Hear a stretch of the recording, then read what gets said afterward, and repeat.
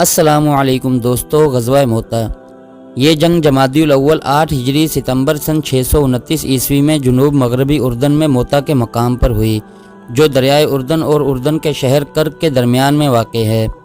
اس میں نبی کریم صلی اللہ علیہ وسلم شریک نہیں تھے، اس لیے اسے غزوہ نہیں کہتے بلکہ جنگ یا سریہ یا معرکہ کہتے ہیں۔ اس میں علی المرتضیٰ رضی اللہ تعالی عنہ سمیت کئی جلیل القدر صحابہ شامل نہیں تھے۔ یہ بازنطینی افواج اور مسلمانوں کے درمیان میں ہوئی۔ بازنطینی افواج میں نصف عرب مسیحی بھی شامل تھے، جن کا تعلق اردن اور بلاد شام سے تھا۔ یہ جنگ کسی واضح نتیجے کے بغیر ختم ہوئی۔ اس جنگ کا پس منظر یہ ہے کہ صلح حدیبیہ کے بعد مسلمان اور قریش کے درمیان میں کچھ وقت کے لیے جنگ نہ ہوئی۔ یمن کے ساسانی گورنر کے اسلام قبول کرنے کے ساتھ ساتھ اس کے قبائل بھی مسلمان ہو گئے تھے۔ اس طرف سے اطمینان کے بعد نبی کریم صلی اللہ علیہ وسلم نے اسلام کی تبلیغ کے لیے کچھ سفیر اردن اور شام کے عرب قبائل کے طرف روانہ کیے، جنہیں ان قبائل نے سفارتی روایات کے برخلاف قتل کر دیا۔ یہ عرب قبائل بازنطینی سلطنت کے باج گزار تھے۔ سفیروں کے قتل کے بعد ان قبائل کی سرکوبی کے لیے نبی کریم صلی اللہ علیہ وسلم نے 3000 کی ایک فوج تیار کر کے مغربی اردن کی طرف روانہ کی۔ نبی کریم صلی اللہ علیہ وسلم نے سپہ سالاروں کی ترتیب یہ رکھی کہ زید بن حارثہ رضی اللہ تعالی عنہ کو اس لشکر کا امیر مقرر کیا۔ ان کی شہادت کی صورت میں جعفر بن ابی طالب رضی اللہ تعالی عنہ کو مقرر کیا، اور ان کی شہادت کی صورت میں عبداللہ بن رواحہ رضی اللہ تعالی عنہ کو مقرر کیا، اور یہ کہ اگر وہ بھی شہید ہو جائیں تو لشکر اپنا امیر خود چن لے۔ دوسری طرف سے ہرقل کی قیادت میں ایک طرف 1,00,000 رومی اور 1,00,000 عرب قبائل پر مشتمل فوج بھی تیار ہوئی، جو مروجہ ہتھیاروں سے لیس تھی۔ جب مسلمان موتا پہنچے اور دشمنوں کی تعداد کا پتہ چلا تو انہوں نے پہلے سوچا کہ مدینہ سے مزید کمک آنے کا انتظار کیا جائے، مگر عبداللہ بن رواحہ رضی اللہ تعالی عنہ نے اسلامی فوج کی ہمت افزائی کی اور اسلامی فوج نے پیش قدمی جاری رکھتے ہوئے جنگ کی۔ جنگ شروع ہوئی تو زید بن حارثہ رضی اللہ تعالی عنہ نے شجاعت کے ساتھ جنگ کی۔ رومی افواج تجربہ کار تھیں، انہوں نے زید بن حارثہ رضی اللہ تعالی عنہ کو نیزوں کی مدد سے زمین پر گرا کر شہید کر دیا، تو جعفر طیار رضی اللہ تعالی عنہ نے علم سنبھال کر اسلامی فوج کی قیادت کی، مگر جب وہ گھیرے میں آ گئے اور محسوس کر لیا کہ اب شہادت قسمت میں لکھی ہے تو اپنا گھوڑا فارغ کر دیا اور پیدل نہایت خون ریز جنگ کی اور 80 زخم کھائے۔ اس دوران میں ان کے دونوں ہاتھ کٹ گئے اور وہ شہید ہو گئے۔ ان کے بعد عبداللہ بن رواحہ رضی اللہ تعالی عنہ نے علم سنبھالا اور رومی افواج کے مرکز میں زبردست حملہ کیا۔ شدید لڑائی میں وہ بھی شہید ہو گئے۔ جب یہ تینوں نامزد قائد شہید ہو گئے تو اسلامی فوج نے خالد بن ولید رضی اللہ تعالی عنہ کو اپنا امیر چنا۔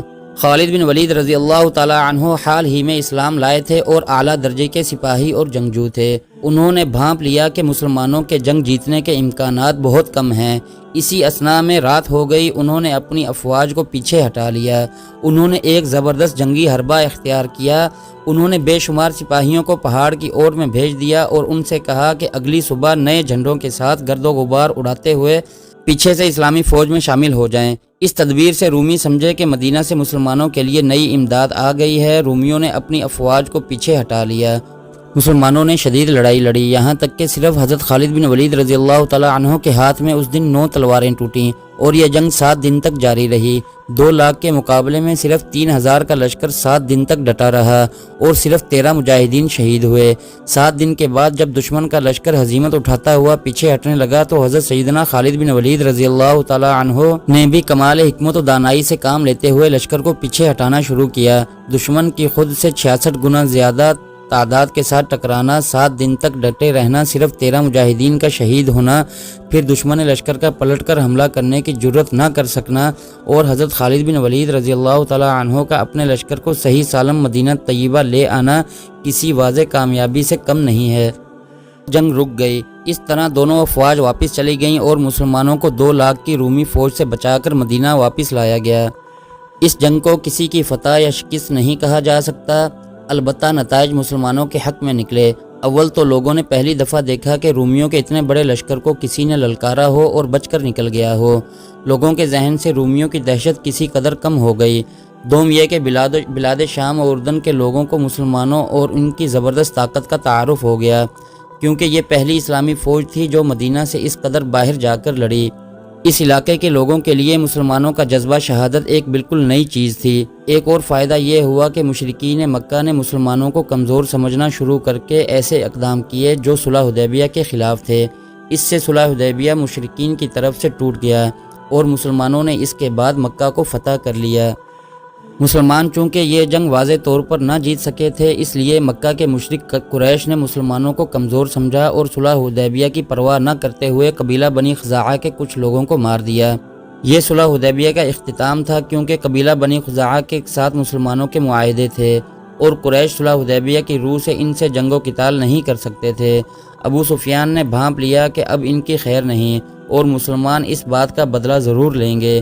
اس نے مدینہ کا دورہ بھی کیا تاکہ صلح حدیبیہ کی تجدید کی جائے، مگر نبی کریم صلی اللہ علیہ وسلم نے جواب نہ دیا اور ابو سفیان غصے کی حالت میں مکہ واپس چلا گیا۔